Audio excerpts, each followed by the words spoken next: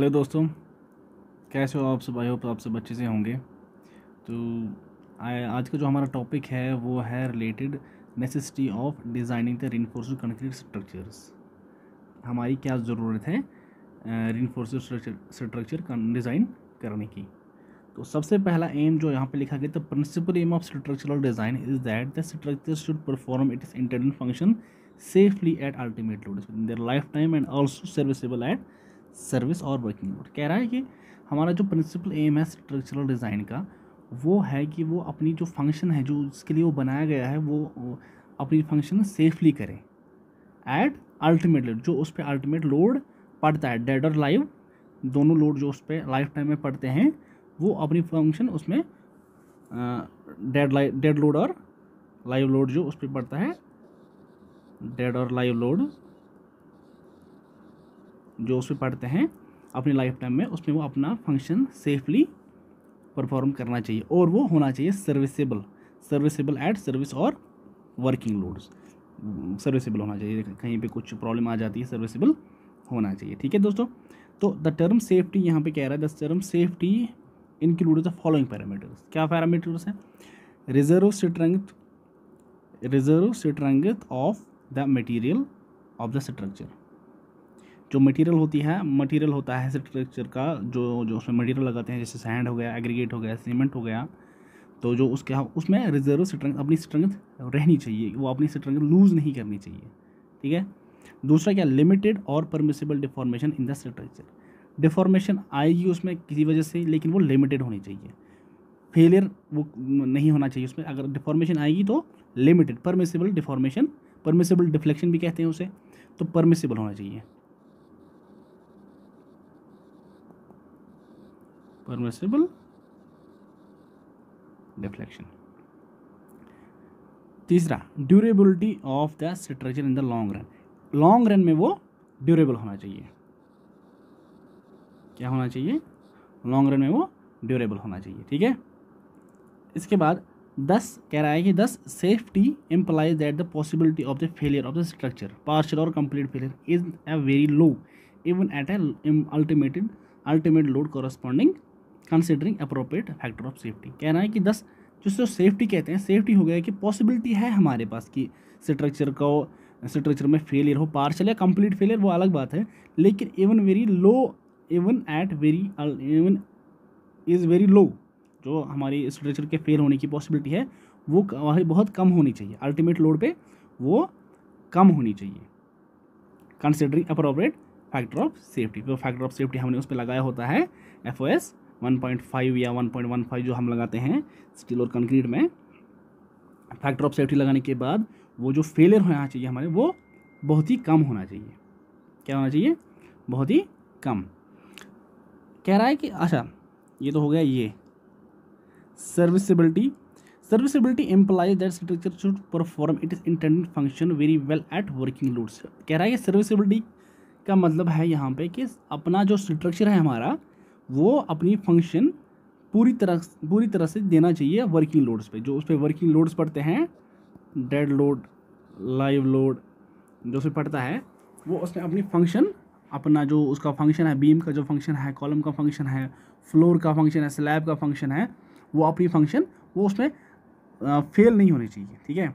It includes, उसमें क्या क्या आता है? डिफ्लेक्शन नहीं होनी चाहिए, वाइब्रेशन नहीं होनी चाहिए, ये जो डिफ्लेक्शन नहीं होनी चाहिए, इसमें भी क्रैक वाइब्रेशन भी नहीं होना चाहिए, क्रैक विड्थ भी नहीं आना चाहिए, ड्यूरेबल होना चाहिए, परमेबिलिटी कम अंडर, मतलब परमिसिबल परमेबिलिटी, एकॉस्टिक यानी कि साउंड का जो होता है कि बाहर का साउंड अंदर की साउंड बाहर वो नहीं आनी चाहिए, साउंड एकॉस्टिक होनी चाहिए, थर्मल इंसुलेशन, गर्मी रहनी चाहिए, थर्मल इंसुलेशन होना चाहिए उसमें, ये सब चीज़ें होनी चाहिए सर्विसिबिलिटी में। Thus the basic objective or to fulfill serviceability criteria can be summarized as what? Properly designed structure should be perform its intended function at a serviceable loads quite satisfactory. Properly designed, जो हमने properly design किया होता है, कोई building, कोई कुछ भी हम डिज़ाइन करते हैं, ब्रिज डिज़ाइन करते हैं, कन्वर्ट करते हैं, बिल्डिंग करते हैं, कोई भी डिज़ाइन जो हमारा था, वो अपनी फंक्शन सेटिस्फैक्टरली अंडर सर्विस लोड, जो उस पर लोड्स पड़ते हैं, लोड पे फिर से क्या होगा, लोड होते हैं डेड लोड या लाइव लोड, विंड लोड भी होता है, बाकी अर्थक्वेक लोड के वो भी बाकी सारे लोड होते हैं, तो फिलहाल मैं यहाँ पे डेड लोड और लाइव लोड की बात कर रहा हूँ, तो वो उन लोड्स में अपनी फंक्शन सेटिस्फैक्टरली करनी चाहिए, वो उनमें फेल नहीं होना चाहिए। तो structure should bear all the loads and should deform within permissible limits. अगर डिफॉर्मेशन होगा भी तो वो क्या होनी चाहिए, परमिसिबल डिफॉर्मेशन होनी चाहिए, परमिसिबल डिफॉर्मेशन होनी चाहिए, ना कि वो पूरा ही बकल हो जाए या पूरा ही फेलियर उसमें हो। The structure should be durable enough against the adverse environmental conditions. Adverse environmental conditions के मतलब अगेंस्ट होना चाहिए वो। एनवायरमेंटल कोई भी कभी एनवायरमेंटल कंडीशंस कभी ज़्यादा बारिश हो सकती है, विंड ज़्यादा आती है, विंड अर्थक्वेक आता है, टोर्नेडोज आते हैं कहीं जगह पे, तूफान आते हैं ना कहीं जगह पे, तो उसमें हमारा जो स्ट्रक्चर है ना वो खड़ा रहना चाहिए, वो उसमें फेल नहीं होना चाहिए। तो एनवायरमेंटल कंडीशंस के वो उसके अगेंस्ट डटा रहना चाहिए। The designer structure must adequately resist the probable hazards effects of natural misuse और फायर। किसी बिल्डिंग में आग लग जाती है, किसी बिल्डिंग में पानी का लीकेज हो जाता है, ये हजार्डस आते रहते हैं हमारे बिल्डिंग में। अगर कोई की वजह से कहीं पे बाकल हो गया, ये फायर लगी, तो उसमें भी वो अच्छे से इसके खिलाफ वो मतलब वो आग की वजह से उसमें ज़्यादा नुकसान नहीं होना चाहिए। ठीक है, ये कह रहे हैं यहाँ पे। तो ये तो हो गया हमारा necessity of designing reinforced structure. ठीक है, इसके बाद आता है क्या है, ऑब्जेक्टिव्स ऑफ ये। अब ये है ऑब्जेक्टिव्स ऑफ स्ट्रक्चरल डिज़ाइन। क्या है ऑब्जेक्टिव हमारे स्ट्रक्चरल डिज़ाइन के, कह रहा है कि the rational design of structure must satisfy the following requirements. क्या रिक्वायरमेंट्स है, स्टेबिलिटी। सबसे पहला आता है स्टेबिलिटी। स्टेबिलिटी क्या होती है, स्टेबिलिटी कहता है the structure must be stable enough to resist the failure of structure in terms of overturning, sliding, buckling of structure और part of the year under the service action of load with the both dead और temporary superimposed load या live load भी कहते हैं हम। कहता है कि हमारा जो स्ट्रक्चर है वो रेजिस्ट करना चाहिए फेलियर को इन terms of what, in terms of overturning, failure उसमें नहीं होना चाहिए इन terms of what, overturning, sliding या बकलिंग या अदर पार्ट जो कुछ भी under what service loads, both dead load plus live load. फिर से मैं कहूँगा ये बहुत ज़्यादा सुनना पड़ेगा आपको इसमें, dead load plus live load, इनमें वो स्टेबल रहना चाहिए, वो ना तो ओवरटर्न होना चाहिए, ना ही स्लाइड, ना ही बकल।